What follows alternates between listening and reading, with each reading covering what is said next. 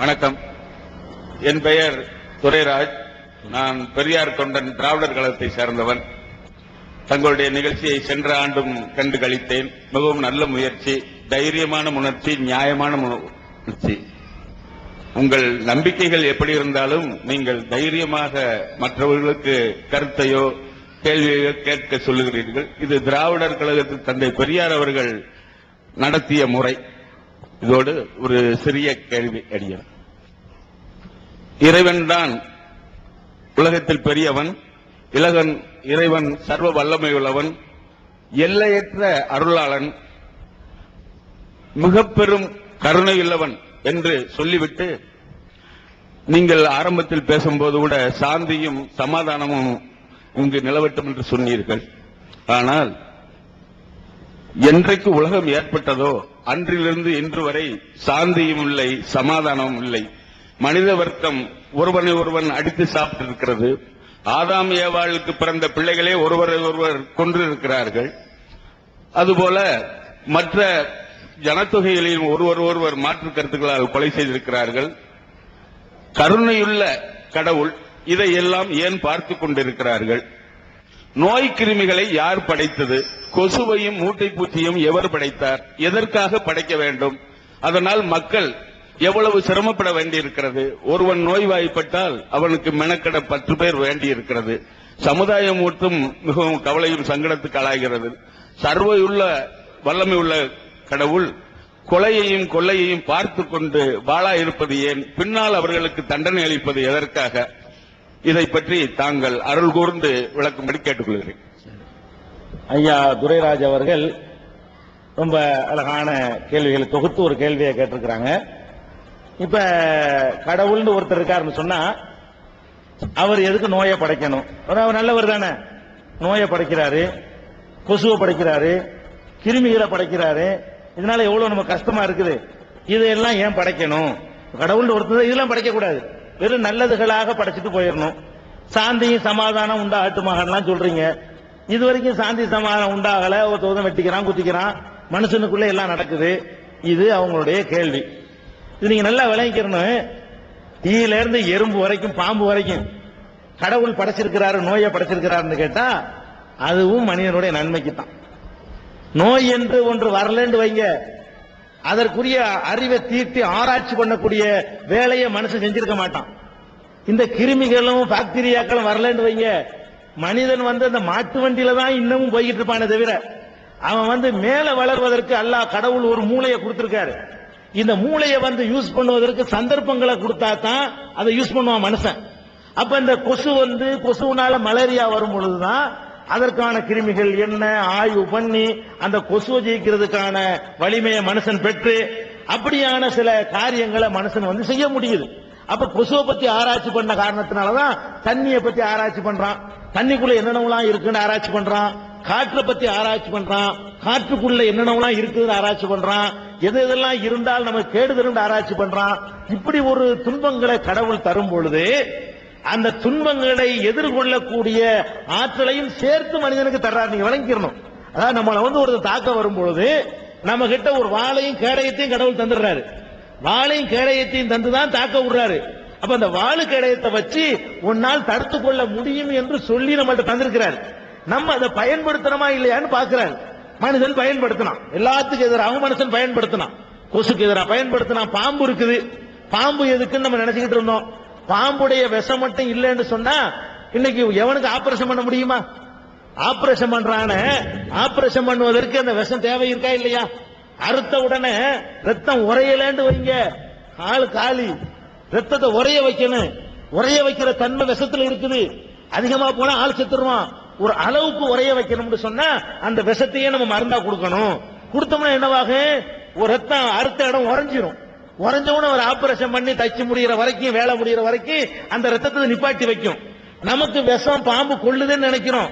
ஆனா அந்த பாம்பை கடவுள் படைச்சிருக்கலன்னு சொன்னா எத்தனையோ உயிர்களை நீ காப்பாத்திருக்க முடியாது. அப்ப பாம்பு கொத்துறது மட்டும் நீங்க பார்த்துட்டு இருக்கிறீங்க. அந்த பாம்புக்குள்ள இருக்கக்கூடிய நன்மையை நம்ம இப்ப கவனிக்க மறுக்கிறோம். பன்றிங்கிறோம், நம்ம கேவலமா பேசுறோம். அது சாப்பிடுவது கூட இஸ்லாத்துல தடை செய்யப்பட்டிருக்குது. அந்த பன்றியில என்ன நன்மை இன்னைக்கு ஆராய்ச்சி பண்றான். பன்றின்னு ஒண்ணு இருக்க போய் தான் அது என்ன பண்ணுது, மனிதனுடைய இதயம் இருக்கு பாருங்க, ஹார்ட். இந்த ஹார்ட் ஃபெயிலியர் ஆச்சுன்னு சொன்னா பன்றியுடைய இதயம் ஏறக்குறைய மனுஷனுக்கு பொருந்தும்ங்கிறான். அந்த ஆராய்ச்சியில் இருக்கு. எந்த பிராணியுடைய இதயமும் மனுஷனுக்கு பொருந்தாதான். குரங்குல இருந்து மனுஷன் வந்தான்னு சொல்றானே, குரங்கு இதயமும் பொருந்தாதான். பன்றியுடைய இதயம் தான் மனித இதயத்துக்கு ரொம்ப நெருக்கமா வருதான். அதனால பன்றி இதயத்தை மாற்றி மனுஷனை வாழ செய்ய முடியுங்கிற ஆராய்ச்சியில போய் 90% வெற்றி அடைஞ்சிருக்கிறான். அப்ப நம்ம என்ன நினைக்கிறோம், பன்றில என்ன நன்மை, ஒரு காலத்தில் இல்லாத எத்தனை நன்மைகள் பிற்காலத்தில் கண்டுபிடிக்கப்பட்டிருக்கு பாக்குறோம். நம்ம அப்பம் பாட்டம் காலத்துல எத்தனை விஷயத்து நன்மை இல்லைன்னு சொன்னா, இன்றைக்கு என்ன செய்யறான், அது நன்மைதான், அதை ஒத்துக்கிறான். இன்னைக்கு சில கேடுகள் உங்களுக்கு தெரியலாம், இதனுடைய நன்மைகள் வருங்காலத்தில் வரும்.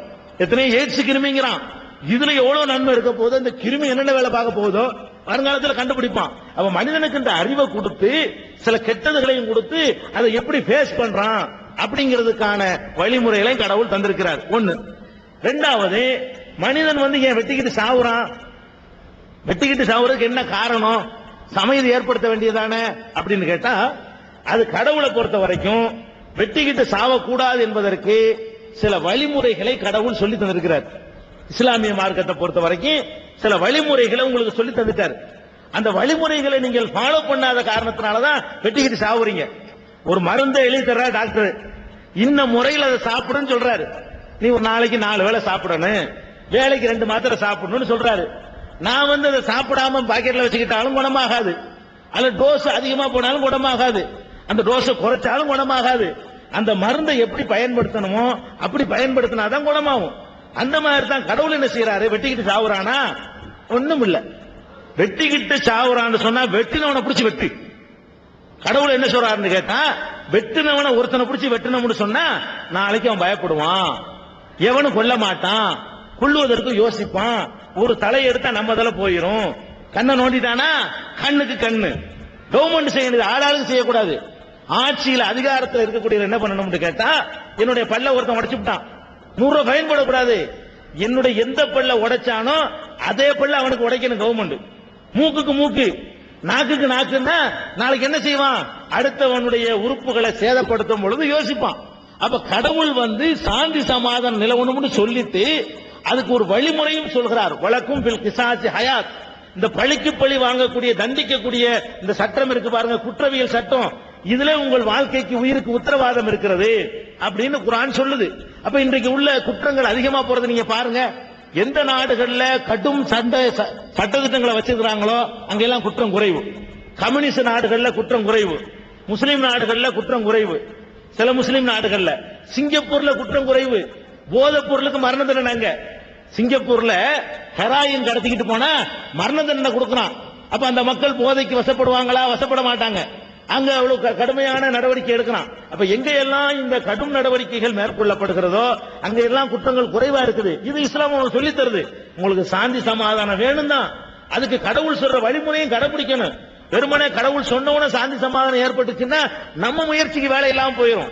அதனால கடவுள் என்ன பண்றாருன்னு அறிவை கொடுத்து உனக்கு சாந்தி சமாதானம் ஏற்படணும்னு சொன்னா ஆட்சி அதிகாரத்தில் இருக்கக்கூடியவர்கள் இந்த மாதிரி சட்டத்திட்டங்களை கடைப்பிடிங்க, யாரும் யாரையும் கொல்ல மாட்டான். காந்தி சொன்னாரு பாருங்க, நபிகள் நாயகத்திட்ட ஒரு பெண் கேட்கிறாரு, ஒருத்தர் முறையிடுறாரு, நபிகள் நாயகமே 2 விஷயத்த எங்களுக்கு குறையா இருக்குது. என்னப்பா 2 விஷயம்?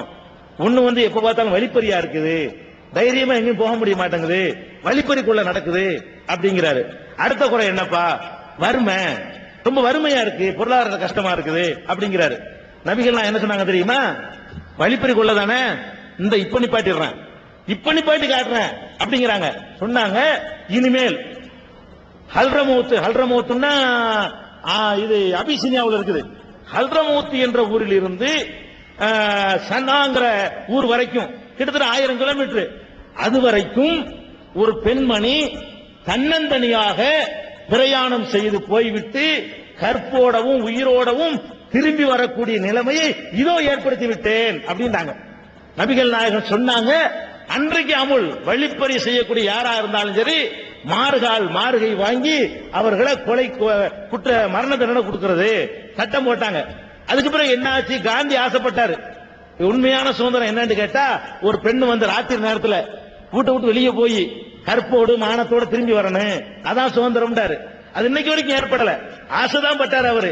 நபிகள் நாயகத்திட்ட முறையிட்டோன்னு என்ன பண்ணாங்க, இந்த இப்ப செஞ்சு காட்டினாங்க, நடைமுறைப்படுத்தி காட்டினாங்க. இன்றைக்கு வரைக்கும் ராத்திரில போயிட்டு வரலாம், யாரும் தொட மாட்டான், ஒரு பொம்பளை கையை பிடிச்சி இழுக்க மாட்டான் அந்த நாட்டுல. அப்படி நபிகள் நாயகம் உருவாக்கிட்டு போன அந்த சட்டங்களை ஃபாலோ பண்ணாத காரணத்தினாலதான் அமைதியின்மை, சண்டை சச்சரவு இருக்கே தவிர அதை 100% நம்ம கடைபிடிச்சு காட்டணும்னு சொன்னா ஐயா சொல்லக்கூடிய அளவுக்கு வெட்டு குத்து சாவுக்கெல்லாம் இடமே இருக்காது. அது ஞாபகத்துல